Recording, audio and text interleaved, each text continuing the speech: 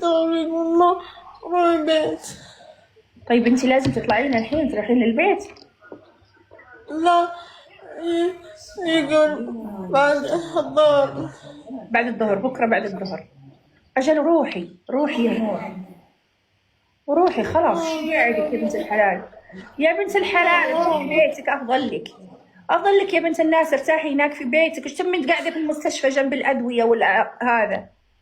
ليش تصيحين؟ روحي البيت وانسدحي جنب التلفزيون واقعدي، وعندك واي فاي، وامسكي جوالك. وهذه الحرمه البنت هذه تجي تقعد معاكي في البيت وش اسمه وهذا، وهذه تجيب لك اكل وكذا. انت خايفه من حاجه يا نوره؟ ما تبغين تروحين للبيت؟ ايه تقفلي عليك وخلاص. ابغى اقعد لحالي. هذه البنت بتروح معك، هذه البنت بتروح معاكي. هذه البنت، هذه بنت العام، بنت الصديق، هذه العامله حق صديقتك.